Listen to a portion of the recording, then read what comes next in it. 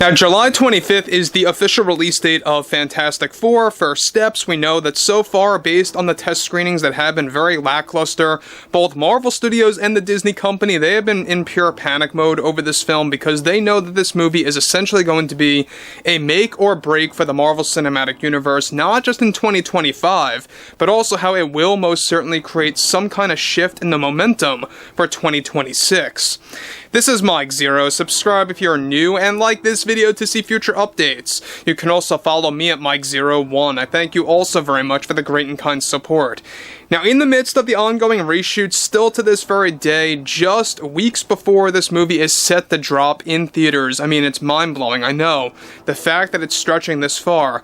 And on top of that, we also know that there's a lot of cutbacks happening right now, not just with the marketing campaign of Fantastic Four, but also for actual scenes in the final cut, or the current cut, I should say, of Fantastic Four First Steps. Now, interestingly enough, we already know that Pedro Pascal and his politics and his overall stance on Marvel fans, it is not helping at all. In fact, it's only making things worse. His drama with HBO and The Last of Us critics are also not helping at all either when it comes to Disney and Marvel.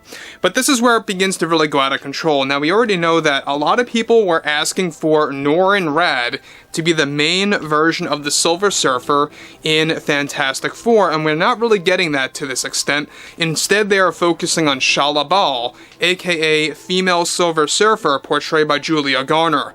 Now, let's get into the overall scenario. Now, specifically, with the Disney company already in damage control mode over the Fantastic Four and their failed test screenings, along with reshoots, and to top it all off, with Pedro Pascal's politics not helping at all, one massive development that is now active involves more to do with both the Disney company and Marvel taking action in a desperate move to save the Fantastic Four film. Now, already Pedro is actually creating tons of drama behind the scenes at the Walt Disney Company after they decided to cut back on some of the scenes that he actually called his best scenes in the film, where he communicates with Shalla Bal, aka the female Silver Surfer, played by Julia Garner.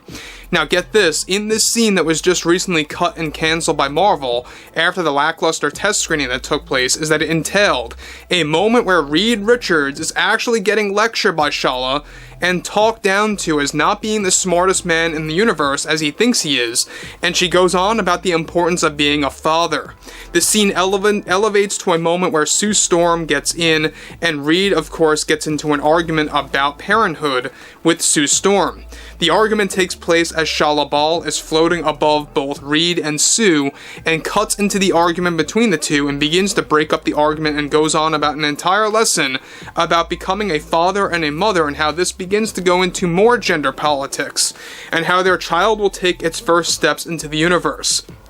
Now, additionally, screener's main issue with the actual scene is that not only did this drag, totaling out to around 6.5 minutes in length in the second act of the film, but also that the line delivery was not only completely out of place and abysmal, but also the acting by Julia Garner was best described as abysmal as well, coming from screeners and their overall reactions. After this scene was cut, Pedro Pascal reportedly was fuming, with Marvel boss Kevin Feige agreeing with Bob Iger to cut back on a certain number of scenes featuring Pedro Pascal and Julia Garner.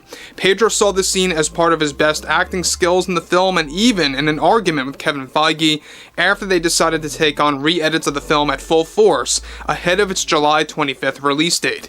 Now, guys, one thing I will say about Pedro Pascal right now is that if I had one parody theme song to choose and give to him and apply it to Pedro, it would absolutely be Pringles, the Call of the Mustaches. Go ahead and look it up because, look, that's basically the best fitting parody theme song for Pedro at this point, because nearly everything that he's in, he's got a mustache.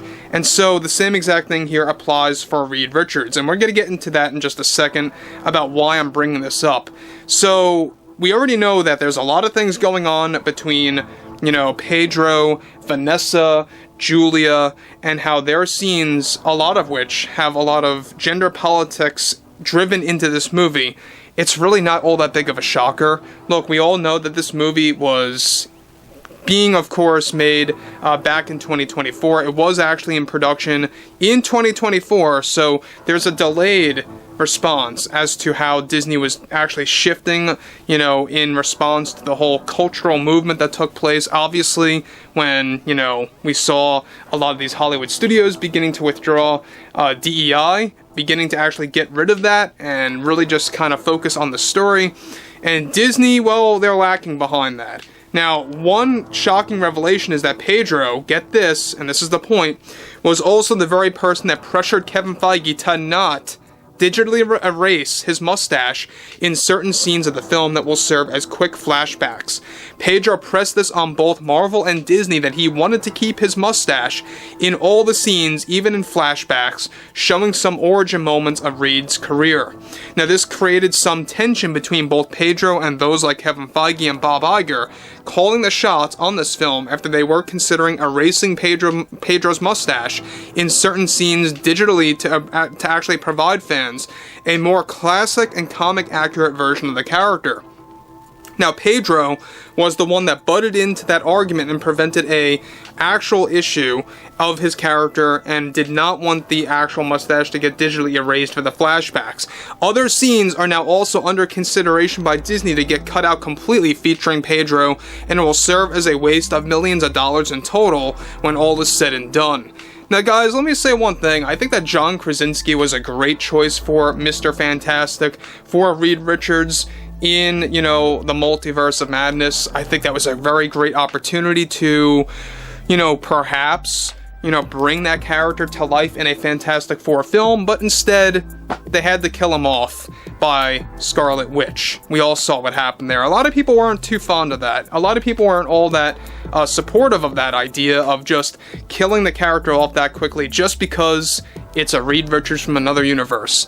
When in reality, I think that was honestly a very great cast above all of the other Fantastic Four films.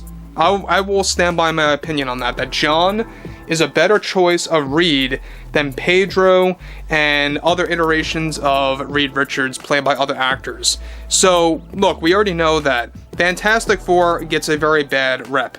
You know, we know that these movies have failed one after the other. You look back at 2005, 2007, 2015, or 2016, I believe it was. Correct me if I'm wrong, it might have been 2014. Fan Four Stick is what I like to call it. All of those movies just never really gave us a comic-accurate version of Fantastic Four. And so this was Marvel's one major shot to do that, and they are really panicking. They are trying to put this thing together to the point that it's going to be a major success. And look, I will say it right now, this is no Snow White. It's not like this movie's getting bombarded with, you know, negative comments left and right on the trailers per se. It's not getting ratioed. But for a Fantastic movie, it needs to do the numbers that it needs to make, or that it needs to do to become a successful and record-breaking Fantastic Four film above all the other three movies. So overall, I would love to hear what everyone has to say about this below in the comments. Anything ranging from Pedro, to the female Silver Surfer, to gender politics getting forced into this, and how Disney's quickly going into damage control to fix that situation. And if you guys did enjoy the content for today, make sure to drop a thumbs up on this video to support the channel, and I will catch you guys later.